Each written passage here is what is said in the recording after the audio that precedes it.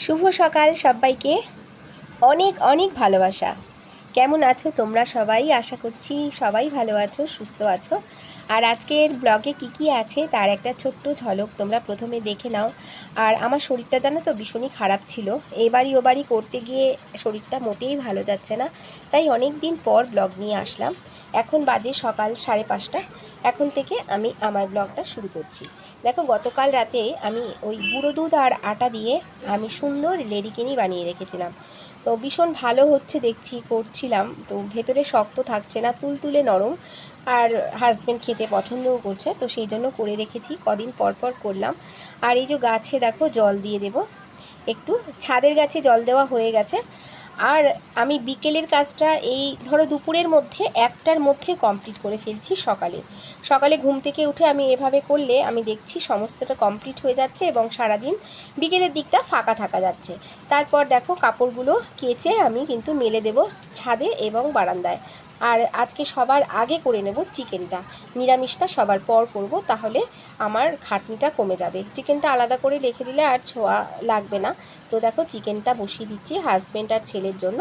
তারপর সংসারের কাজের তো সারাদিনে কোনো শেষ নেই, সারাদিন করলে করতেই থাকতে হবে, করতেই থাকতে হবে। আর আমার মতন যারা আছো, যারা হাজব্যান্ডের প্রচুর আছে আমাদের ওয়াইটিতে, আমি দেখি এত হেল্প করে মানে ভিডিও করার ক্ষেত্রে, তো আমার ক্ষেত্রে একটুখানি উল্টো ব্যাপারটা, পুরোটাই আমার একাই করতে হয়। আমি এর আগের ব্লগে বলছিলাম।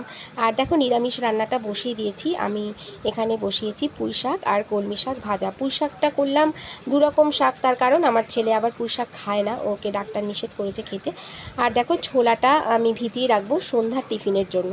তো সন্ধ্যার কাজটা যদি আমি এখন এগিয়ে রাখতে পারি রান্নার ফাঁকে, তাহলে কি হবে, সন্ধ্যার সময় যে মানে সব কিছু তোমাদের মধ্যে যখন শেয়ার করি, এই কথাটা বলতে কোনো বাধা নেই। আমার কিন্তু এখন ঘরে শুনতেই হচ্ছে যে ওআইটিতে কাজ করতে গিয়ে নাকি আমি বেশি এলোথেলো হয়ে গেছি। কিন্তু ব্যাপারটা কিন্তু সেটা না, পুরোটাই উল্টো। এখন বরঞ্চ আমি সময়ের কাজ সময় করতে পারছি।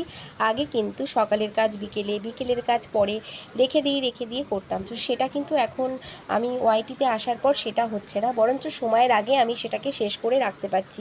কিন্তু ওই যে ক্যামেরা হাতে দেখছে বলেই আমাকে বলছে আমার হাজব্যান্ড যে আমি নাকি এখন আর ঠিক করে আগের মতন কাজ করতে পারি না, এলোথেলো হয়ে গেছি। আর এই যে দেখো বাসনগুলো, এই বাসন বলছি, আমি কাপড় চোপড়গুলো সবার আগে ভাঁজ করে রেখে দেবো। তবে হ্যাঁ, এটা কিন্তু সত্যি কথাই যে শর্ট ভিডিও বানানোর পর ঘরদোর কিন্তু ভীষণ এলোথেলো হয়ে যায়। আর সেই মুহূর্তে কিন্তু আর ইচ্ছা করে না সেগুলোকে আর গোছাতে। যখনই ক্যামেরাটা হয়ে যায় না, ওগুলো ছড়ানো ছিটানো থাকে, এটা একদমই মিথ্যে কথা বলেনি। তো সেই জন্য চেষ্টা করছি একটুখানি সেটাকেও যাতে আর বলতে না পারে সেটা করার। এবং সে কথা ভেবেই আজকে কাজটা আমি এবার থেকে করব বলেই ঠিক করেছি, আর সেটাই তোমাদেরকে দেখালাম। এই যে বিছানাটা একটুখানি পরিষ্কার করে নেব, এখানে বসে কিন্তু আমি এডিট করছিলাম।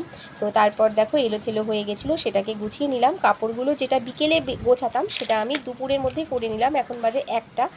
আর রান্নাঘরের সমস্ত কাজ এই মুহূর্তে কমপ্লিট হয়ে গেছে। আর এই দেখো কানের দুল, সাজার জিনিস, এগুলো অবশ্য ঠিক কথাই বলেছে, যেগুলো টেবিলের ওপর আগে থাকতো না, কেন লাগতো না বলে। আর এখন তো শর্ট ভিডিও বানাতে গেলে প্রত্যেক দিনই আমার লিপস্টিক, প্রত্যেক দিনই কাজল একটু তো লাগে, তো সেটা থাকে টেবিলের ওপর, যেটা আগে ক্লিন দেখতো রাতের দিকে, তো সেটা এখন দেখে না বলেই বলেছে। তো যাই হোক, তর্ক না করে নিজের ভুলটা শুধরে নেওয়াই বেটার। তো তাই জন্য আমি উঠে পড়ে রেগে গেছি আমার যা যা খুঁত আছে সংসারে সেটাকে গুছিয়ে পরিপাটি করে নেবার, যাতে আমার ওআইটি কাজের জন্য যে সংসারে কোনো অবহেলাও হচ্ছে সেটা যেন বলতে না পারে। তো এই দেখো, এবার আমি রিং লাইট আর এই যে ভেঙে গেছিলো সেগুলোকে আমি গুছিয়ে দিলাম। আর তারপরে দেখো আমি অন্য কাজে চলে যাব। রান্নাঘরে চলে এসেছি। দেখো রান্নাঘরে বাসন কোসন সমস্তটা গোছানো হয়ে গেছে। দেখো মোটামুটি কিন্তু কাজ আমার কমপ্লিট করে ফেলেছি। আর দেখো এই যে স্নানের আগে সব সবজিগুলোকে আমি কিন্তু ধুয়ে জলে ভিজিয়ে রেখেছিলাম, এবার একটা একটা করে তুলে আমি রোদে রেখে দেবো, এটা আমি আগাগোড়াই করি। আর এই যে দুপুরে গোপাল সেবা আমার কমপ্লিট হয়ে গেছে, সোনাকে খেতে দিয়ে দিয়েছি আমি। আর এরপরে আমিও খেয়ে নেব, তার আগে ড্রেসিং টেবিলটা গুছিয়ে নেব। ড্রেসিং টেবিলটা ভালো করে পরিষ্কার করে নিয়েছি। এই দেখো আমাদের জানো তো বাড়ি ভাঙা হবে, প্রমোটিংয়ে দেওয়া হবে বলে আমাদের জিনিসপত্র আনা হচ্ছে না, করাও হচ্ছে না। তো আমাদের পারিবারিক যে সমস্যাগুলো হয় সেটা সবার, সেটা আমাদেরও হচ্ছে, সেই কারণে জিনিসপত্র আনা হচ্ছে না। তো পুরনো ড্রেসিং টেবিলটাকেই আর একবার সাজিয়ে নিলাম, আর যা যা লাগে সেটাকেই আমি আবার গুছিয়ে রাখলাম, কেন এলোথেলো থাকলে ওই যে বকা শুনতে হবে সেই কারণে। আর অনেকগুলো লিপস্টিক না বাইরে বেরিয়ে গেছিলো, তো সেটা না কীরকম একবার এদিক একবার ওদিক হাতের মধ্যে গড়াগড়ি খাচ্ছিলো শর্ট বানানোর সময়, এই কালারটা সাথে ও কালারটা মিলে যাচ্ছিলো। তো সেই জন্য যেগুলো লাগে সেগুলোকে আমি সামনে, আর যেগুলো একটু কম লাগে সেটাকে একটা ওই টাকার ব্যাগের মধ্যে ঢুকিয়ে রেখে দেবো। যে টাকার ব্যাগগুলো না দেখবি ছোটো ছোটো, ওগুলার কাজে লাগে না। এই দেখো এরকম ব্যাগগুলো না আমার অনেকগুলো রয়ে গেছে, তো ভাবলাম টাকা তো এটাতে নেওয়া হয় না, খুচরো পয়সায় নিতাম এটাতে, তো লিপস্টিকগুলো এর মধ্যে ঢুকিয়ে রাখি, তাহলে চারিদিকে ছড়ানো ছিটানো থাকবে না, একটা জায়গায় থাকবে। তো সে কথা ভেবে এগুলো গুছিয়ে নিলাম। তারপর দেখো এই যে সবজিগুলোকে এবার অনেকক্ষণ জলে ভেজানোর পর তুলে রেখে দেবো। এখন চারিদিকে জানো তো বাচ্চাদের বিশেষ করে টাইফয়েড হচ্ছে, ডাক্তার বলছে জল থেকে আর খাবার থেকেই ছড়াচ্ছে। তো আমার দাদার ছেলেটার হয়েছে, আর সত্যি কথা বলতে কিন্তু ডেঙ্গুও চলে এসছে, আমার দাদার মেয়েটার ডেঙ্গুও হয়ে গেছে। তো সেই জন্য আমি এটাকে একদম নিয়ম মেনে, সবজি করোনার পর থেকে কেন তার আগের থেকে, জবের থেকে আমি ঠাকুরকে ধরেছি, আমি দীক্ষা নিয়েছি, ঠাকুরের বইতে যেভাবে বলা আমি ঠিক সেইভাবে পালন করে যাই, মাকে দেখা দেখি। আমি কোনোদিনও সবজি না ধুয়ে না শুকিয়ে পুছে তারপরে ঢোকাই, যেগুলো পোছা সম্ভব, যেমন আপেল পটল শুকনো করে ঢোকাই, সেটা আগের ব্লগে দেখিয়েছি তোমাদেরকে। অনেক কষ্টের মধ্যেও আমি এটা করি, মানে কাজের চাপ থাকলেও।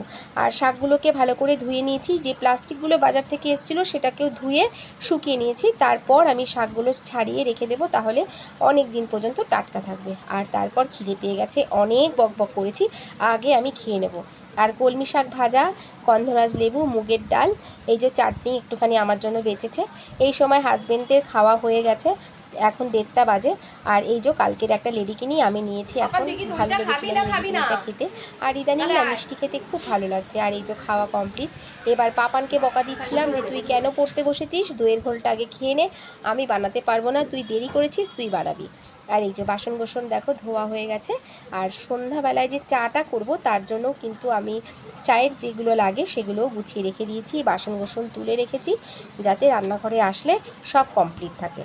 এ সময় 1:30 বাজে, সব হয়ে গেছে। আর এই যে ছেলেকে বলেছি তুই দইয়ের শরবতটা বানা, ও কিন্তু বানাতে চলে এসছে। আর এই যে ছোলা যেটা ভিজিয়ে রাখলাম সন্ধ্যার জন্য, সেটাকে একটা কন্টেনারে, ঢাকা কন্টেনারে আমি ঢেকে রেখে তারপর একটুখানি বিশ্রাম পাবো। এখন অনেকটা সময়, এ সময় অনেক কাজ কমপ্লিট করে নিতে পারবো। মাদের বাড়িতেও যাওয়ার আছে কিন্তু এর মাঝখানে।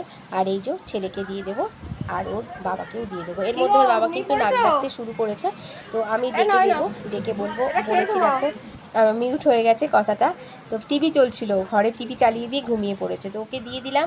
তারপর যে খাবারের যে দেখো যে মিক্সির ওটা, তারপরে যে বেরিয়েছিল গ্লাসগুলো দইয়ের ঘোল দেওয়ার পর, সেটাকেও কিন্তু ধুয়ে রেখে দেবো। না ধুয়ে রাখলে কিন্তু জমে যাবে, আর কিন্তু পড়তে ইচ্ছা করবে না। তারপরই দেখো আমি কাপড় চোপড়গুলো আগে তোমাদের দেখালাম ভাঁজ করে রেখেছি, আর এটা যেগুলো তখন মেলেছিলাম সেটাও শুকিয়ে গেছে, এবার সেটাও আমি ভাঁজ করে রেখে দিয়ে তারপর কিন্তু আমি অন্য কাজগুলো করব এবং মাদের বাড়ি থেকে ঘুরে আসব। তো আজকের ব্লগটা এতটুকু ছিল, প্লিজ একটা লাইক দিয়ে দিও।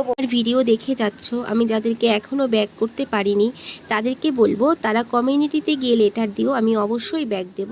সবাই ভালো থেকো, সুস্থ থেকো, টাটা।